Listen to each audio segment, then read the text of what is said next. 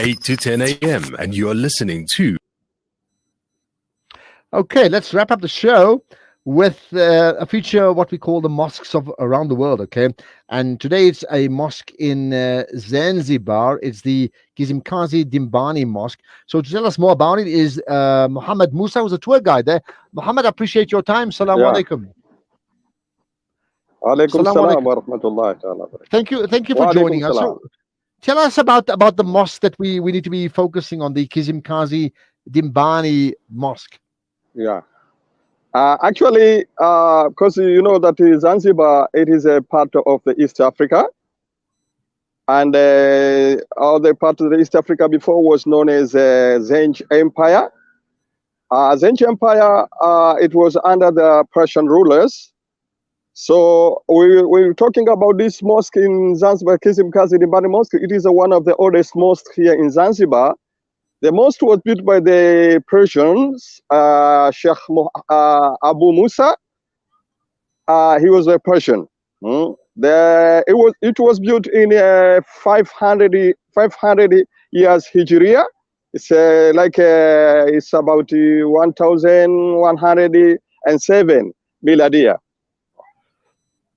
Do you hear me? Yes, I hear you. Okay, carry on. Carry on. Yeah, so as I told that the mosque of the Kizimkazi, it is one of the oldest mosques in Zanzibar. Still, it used it because when you were talking about those the Kizimkazi, it was the second place in the second settlement in Zanzibar, because the first settlement in Zanzibar was in Tumbatu Island, and the second was the Kizimkazi. That's why that time. Or Zanzibar around that time, Zanzibar was under the Persian rulers. That's what the Persian, they built that mosque there. But the mosque is still used nowadays. Okay, and then let's talk about the structure of the mosque. I mean, so where is it in Zanzibar? How big is it? How was it built? What are the features of the masjid? Actually, mosque, it is decorated by the Persian style. It's not so big. It's just a small mosque. But as I told you, it was built that time. But in the 18th century, it was rebuilt. But it is not big mosque. It's a small mosque. Okay, and I mean, some of the features of the mosque that you know in terms of design that you may want to share with us. Sorry, I didn't hear. I said if you can share some of the features of the mosque, like the design. What does it look like on the outside and the inside? It's very easy. It's very easy. When you enter in the YouTube, when you ask about the Kizimkazi Mosque, you're gonna get all of the information about that mosque. All right, we'll find it there. And what about the facility? Yeah. And what about the facilities of the mosque? Yeah. What I mean, besides performing salah, what are the other facilities of the masjid? Because as I told, this mosque is still used, but it is one of the monument of Zanzibar. So the activity over there, because on that village there is many mosques over there. But this mosque, there is not many activities on that mosque because it's very small. But just we keep on that mosque is one of the monument of Zanzibar. So people, they pay visiting over there, and they read it of the instruction over there, because surrounding that mosque over there is many graves. The graves of that Muslims, of the family of it was a relative of the Prophet Muhammad. Okay, all right, and I mean, understand. I mean, Zanzibar has a predominantly Muslim population, right? What's it like? Living and spending Ramadan in Zanzibar. Actually, because when you're talking about Zanzibar, you're talking about the Muslim country, because we are about 90% the people of Zanzibar. During the Ramadan, the Muslims, they are so respected. Because when you walk in the street, you can see the people, they're eating in the street. The people, they respected Ramadan. Even those they are not Muslim, also they are respected, those people, or they are Muslims. That's why it's very pieces. Okay, and are there some like unique things that the people of Zanzibar does in Ramadan, not in the mosque also, but maybe outside, something that's very different? They are dancing until Ramadan. Yeah, that what I'm saying, the people Well, of Zanzibar, what do they do maybe out in yeah. Ramadan? That's quite unique, something that's just beautiful to watch, you know.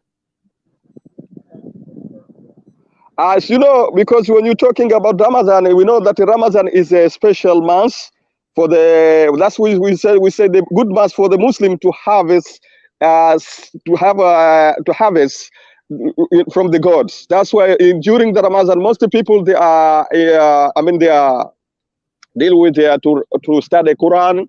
They hear the mawaisa from the sheikh, because it is a good mass for the Muslim to get benefit from the God. Yeah. Is there anything else you want to tell us before we end, Muhammad? Actually, as I told that there is not only Kidimkas, but also because as I told in Zanzibar, the first settlement here it was a Tumbatu Island, but also over there is one of the oldest mosque. It is still used. That mosque was built. The construction of the mosque it was started in 36 Hijriya, and was completed was 37 Hijriya, but it's still used also there. Okay, good. That's a long, long time ago. I mean, in terms of the history of Islam. So we're talking of Yeah, 36 because years.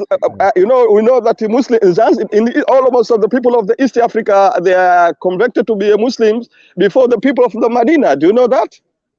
Well, you're right. I think you're just fascinating, and that's starting with Abyssinia, Ethiopia, right? Yeah, and then going down. Actually, because we received the Muslims since that time when because the Prophet Muhammad in the 7th century he sent some of the Sahaba. They came from Ethiopia. They came in East Africa at that time. As they told, Zanzibar is under the Persian rulers. That's why they went there in the southern part of the Tanzania. They converted the people to become Muslims. And during around the 12th centuries, also one of the big mosques in Kilwa was built over there. But those mosques, it is remain only ruins.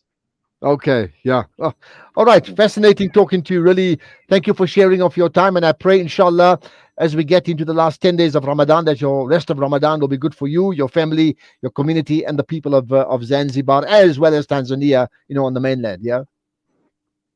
Thank you for your time.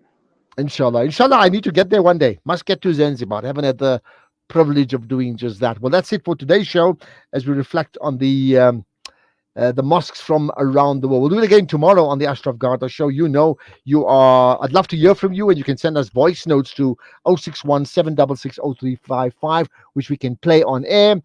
You can also comment on the back of any of the social media posts from Salam Media, and do subscribe to the Salam Media YouTube channel. You absolutely need to be doing just that. Until tomorrow then, Assalamu alaikum.